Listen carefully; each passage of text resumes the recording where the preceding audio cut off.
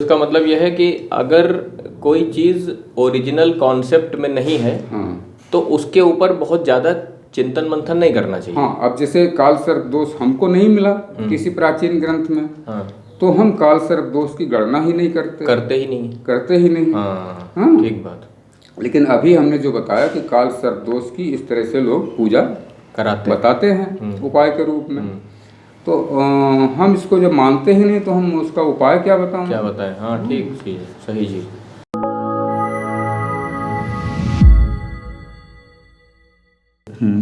ये है नवाजुद्दीन सिद्दीकी की। ये एक्टर हैं। ये मतलब बहुत ही नीचे के लेवल से निकल के आए हैं ये फिल्म इंडस्ट्री के अंदर। हाँ, ठीक है ना। नवाजुद्दीन सिद्दीकी बॉलीवुड के एक्टर। तो ये सिंह लग्न की कुंडली है और मेष राशि है, और सूर्य इनका वृषभ राशि का है। तो पहले आयु की गणना कर लेते हैं। तो लग्नेश सूर्य इनका स्थिर में है और अष्टमेश का गुरु स्थिर में है, ये अल्पायु हो गई। लग्न स्थिर में है और चंद्रमा चर में है, ये मध्य आयु हो गई। शनि द्विस्वभाव में है और चंद्रमा चर में है, ये अल्पायु हो गई। तो दो तरह से अल्पायु का कालखंड है। लेकिन इनका सूर्य लग्नेश दशम घर में बैठा है और ये है तो नीचाभिलाषी, लेकिन ये अपनी उच्च राशि मेष राशि से एक ही राशि आगे बैठा है, इसलिए ये लग्नेश सूर्य बलवान है। तो जब लग्नेश बलवान है तो फिर लग्न बली हो गई।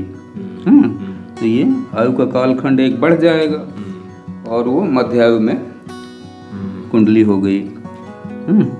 तो मध्य आयु की ये कुंडली है।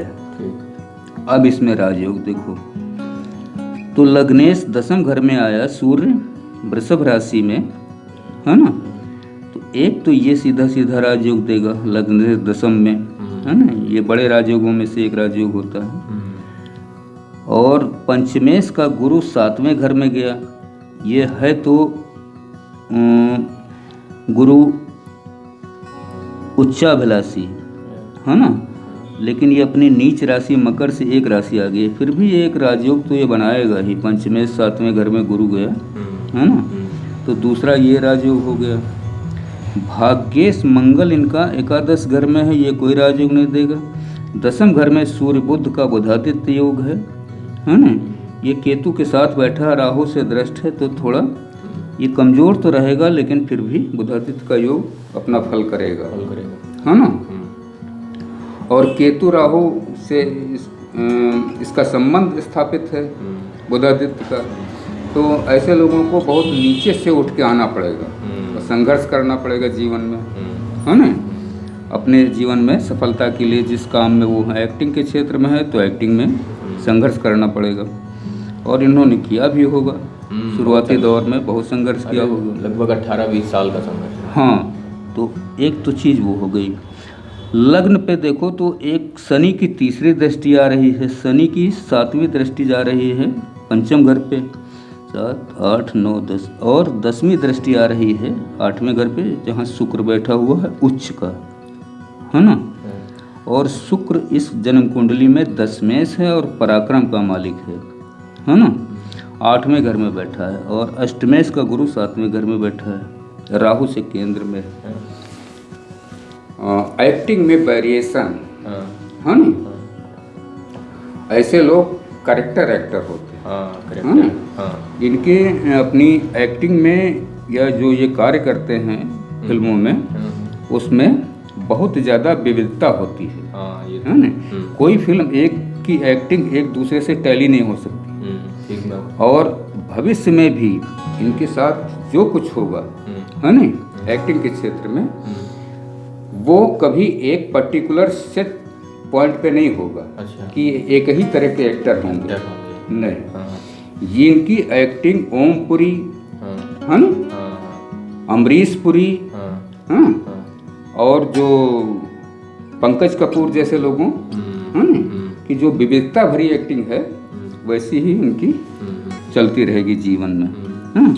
और स्थिर राशि में इनका शुक्र है, दशम घर है, तो एक्टिंग का कार्य इनका चलता रहेगा। ये इस समय बॉलीवुड में टॉप के अगर 3 लोग जो है वो अपनी क्राफ्ट में रखे जाएं, हाँ, तो उसमें में से हैं ये। इनकी क्राफ्ट बहुत अच्छी है, वो इसी कारण से है।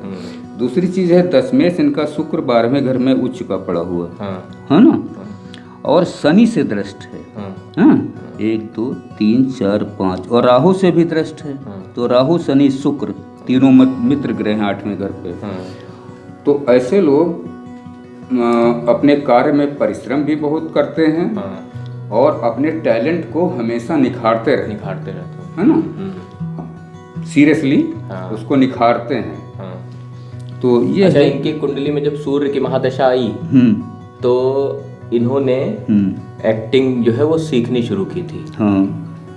इससे पहले ये नौकरी करते थे, ये कहीं किसी डिस्ट्रिक्ट में किसी उसमें थे, जैसे वो नहीं होते हैं जो केमिकल वाले जो छोटे से सेक्टर होते हैं, तो उसमें ये कुछ अपना नौकरी वोकरी करते थे।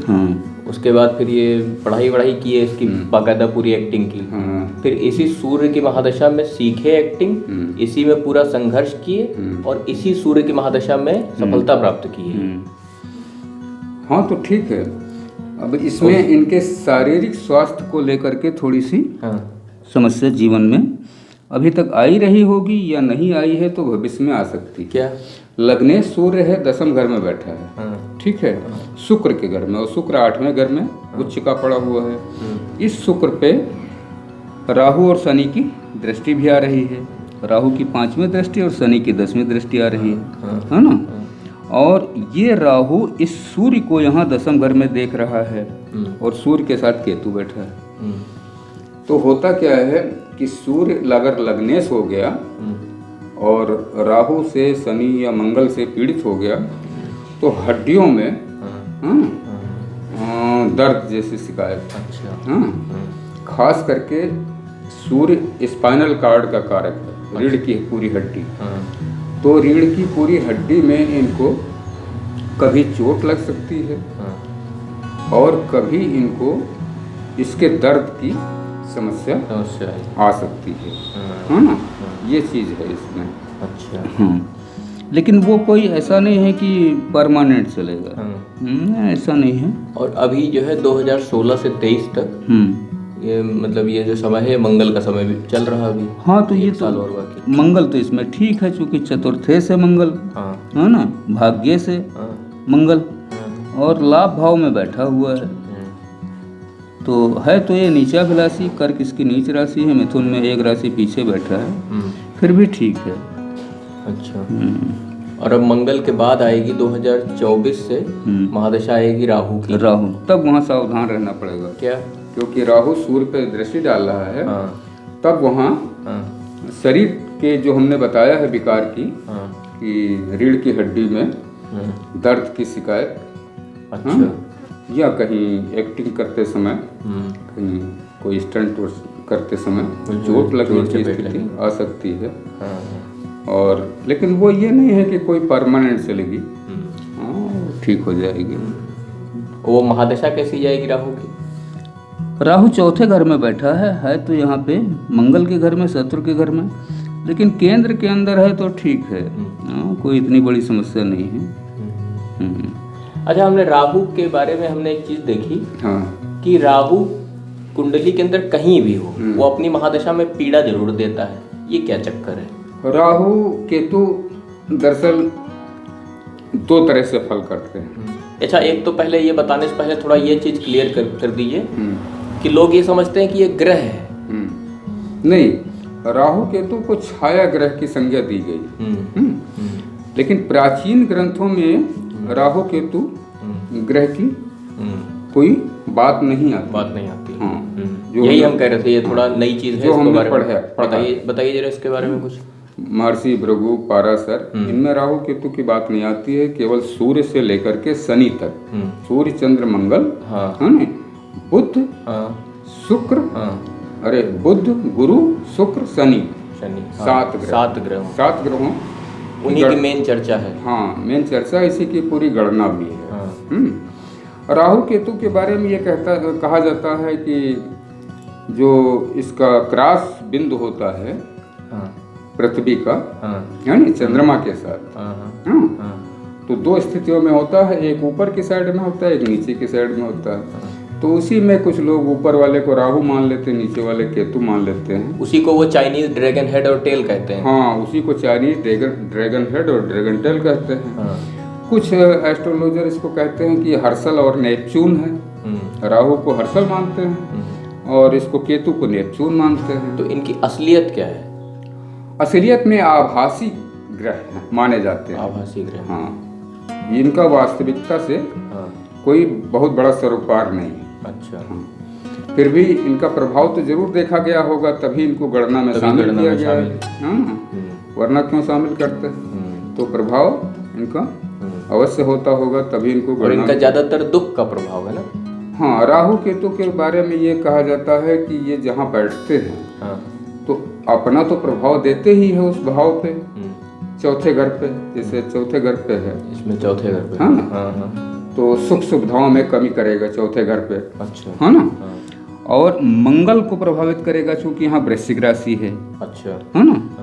तो मंगल के अंदर भी राहु के थोड़े गुण आ जाएंगे। हाँ? तो उसको प्रभावित करेगा। तो यही हाल केतु का माना जाता है। जैसे इसमें केतु दसम घर में वृषभ राशि में बैठा है ना। तो ये केतु अपना भी प्रभाव देगा और शुक्र पर भी असर डालेगा, दसम घर के मालिक पे। तो ये इस तरह से चीजें होती हैं। और राहु केतु राजयोग भी देते हैं। अच्छा। लेकिन ये अकेले ग्रह होंगे तो राजयोग नहीं बनाएंगे।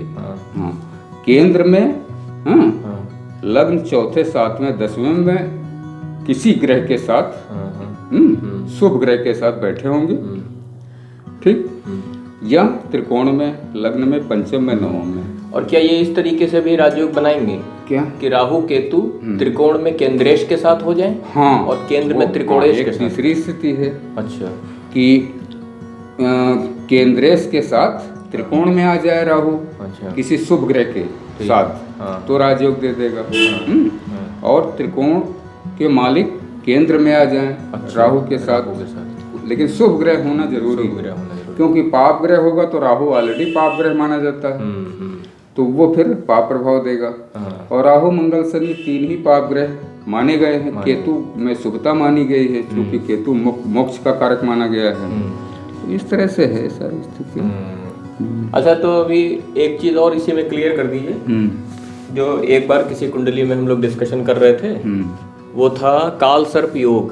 काल सर्प योग, तो उसकी जरा कुछ असली कहानी बताइए, जो कहानी नहीं काल सर्प योग हमने जितनी ऋषियों की पुस्तकें पढ़ी हैं, उसमें हमें काल सर्प योग जैसी कोई स्थिति नहीं दिखी। उसमें और तो श्राप हैं, श्राप के बारे में बताया गया है कि सर्प दोष है, ब्रह्म दोष है, नहीं, पिता का श्राप, माता का श्राप, भाइयों व बहनों का श्राप है ना। तो वो एक तरह का दोष बताया गया, लेकिन काल सर्प दोष के बारे में हमें कोई जानकारी नहीं मिली प्राचीन ग्रंथों में।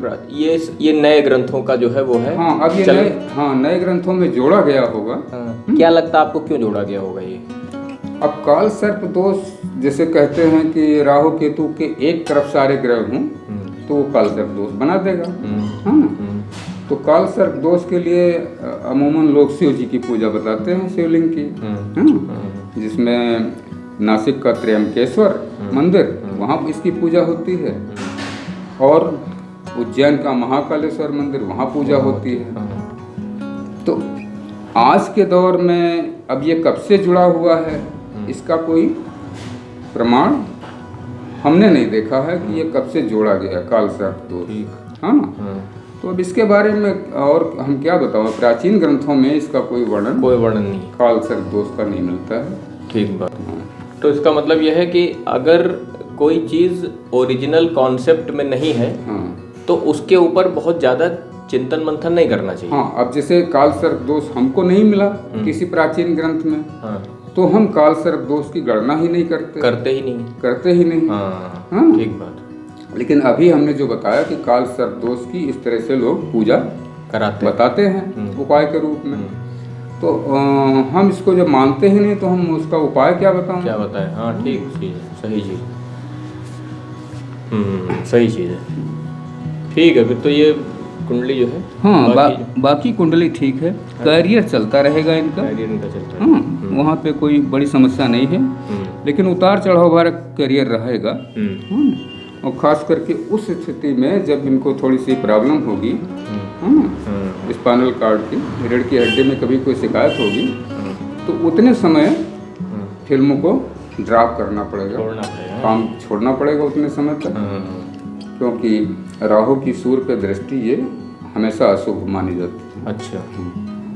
तो इसको एक तरह का ग्रहण योग कहते हैं। जैसे राहु चंद्रमा को देखे, चंद्रमा पे दृष्टि डाले तो चंद्र ग्रहण योग बनेगा, राहु सूर्य पे दृष्टि डालेगा तो सूर्य ग्रहण योग बनेगा। तो ग्रहण का प्रभाव अशुभ माना ही जाता है। और सूर्य इस शरीर में हड्डियों का कारक होता है, और हड्डियों में सबसे पहले आती है रीढ़ की हड्डी, है ना, जिसपे शरीर टिका हुआ है पूरा, तो इसलिए ऐसा माना जाता है। तो बाकी कुंडली ठीक है, और करियर लंबा है, करियर चलता रहेगा, है ना। एक्टिंग इनकी विविधता पूर्वक होगी। बस ठीक है फिर, है नहीं? बाकी तो ठीक है, बाकी हमारे हिसाब से पूरी कुंडली ठीक।